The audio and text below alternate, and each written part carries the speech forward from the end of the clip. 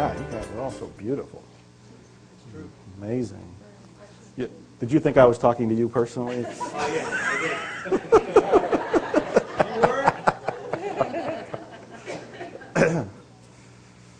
What kind of questions do you have? We have one right over here from Beth.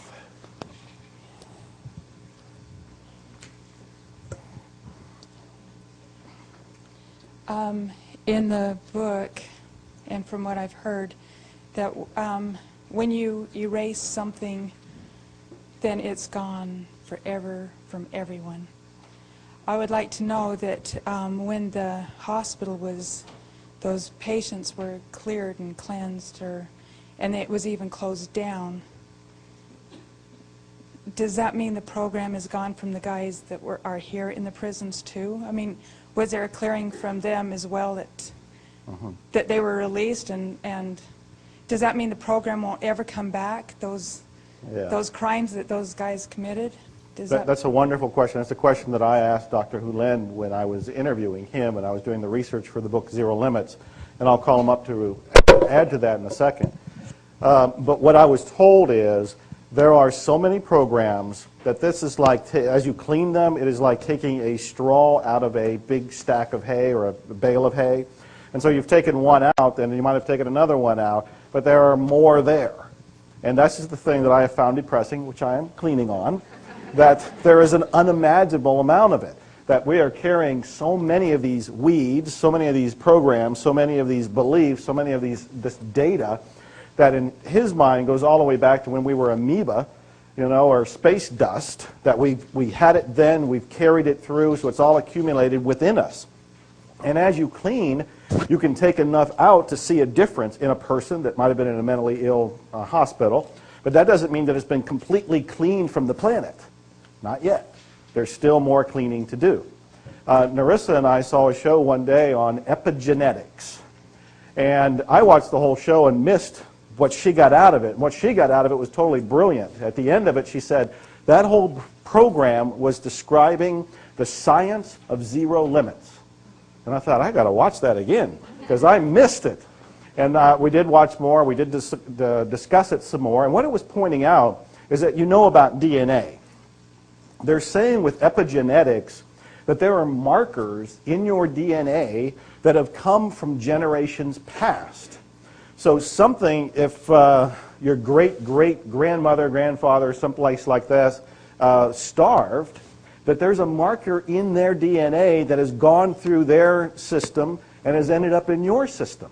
And it will show up in some different ways. In some ways it may be positive and you have a stronger body. In some places it may be negative and you have a weaker body.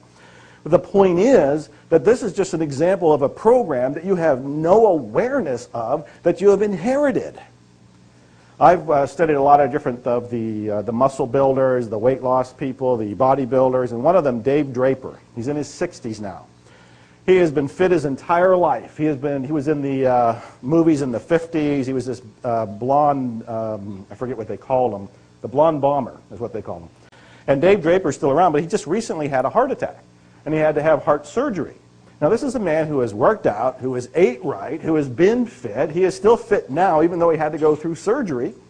When he came out, the doctors explained to him that you didn't do anything to cause this. You inherited it. And I thought that was so significant, that it's actually like the programs that are in us. Now, I think it was it Barry that saw Robin fall? It was you.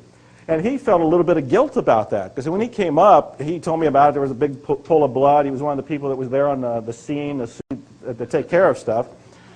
And he felt responsibility. And he actually even asked me, he says, was I responsible for that? And what I heard what he was asking was, am I guilty for causing that? Am I to blame for that? And this is not about guilt or blame. Guilt and blame are actually programs. This is about 100% responsibility. It doesn't mean that you look within and go, why? Why did I do that to her? It means, oh, I have more cleaning to do. And you just keep cleaning. So when it comes to these mentally ill patients and so forth, as I understand it, and I do want to hear what he has to say because he was there. I'm just telling you from a journalistic kind of investigator's point of view what I've learned is that there are more programs to clean. But enough had been cleaned in those particular people that they were pronounced healthy and they could leave. I don't have any comment. He has no comment. Is that the same as the sins of the parents will visit the heads of the children? Wow, she says, is that the same as the sins of the parent will visit the heads of the children? No, it means that you are responsible to clean it up. So no. See, you're going genetic. No, you're looking away from yourself, and it's never going to get cleaned up unless you look only at yourself. Only. There's nothing out there. One of the things I learned from Morna a long time ago, no matter what came up, she would say, look at yourself. Look at yourself. Now, you're trying to fuss around with information. You're not going to get the information. You're only going to get the information out of inspiration. You're going to get stuck in that stuff. And that's the only reason I'm here, saying you can unstuck. But if you're trying to figure out how, now at Hawaii State Hospital, only divinity knows. I just did my cleaning, so divinity decides which gets cleaned up. But I know one thing: the cleaning I did there will go on that land forever and ever until it's all finished up. Forever and ever. So anytime my friend Joe, where's Joe? Joe or I or you do any cleaning, once you start it, it will go on forever and ever until it's done. But if you're fussing around trying to figure it out, it's not going to go. So every time my friend Joanne there, who works with folks who have difficulty, do you have folks who have difficulty, people don't, like immigrants who don't have, illegals. So now she works with people like illegals who cannot find jobs, but her job is not to get jobs for them. Her job is to clean, and the divinity will provide. But if she's stuck in the stuff like, for example, why would somebody from Mexico want to come all the way up to Hillsboro, Oregon? What is that urge in them that would cause them to do that? That would cause them to lose their family? Thousands of children die every year trying to cross. But why does a person want to go to Hillsboro, Oregon? What do you suppose that might be so? Yeah, because there's something in him that says, this is where I'm going to find freedom. Something that pushes him, and he has no idea. So once he finds there, he finds everything perfect for him. But you see, in our great country, because we don't know any about it, because we need to be 100%, we put borders up. And I tell you something that you won't hear anyplace.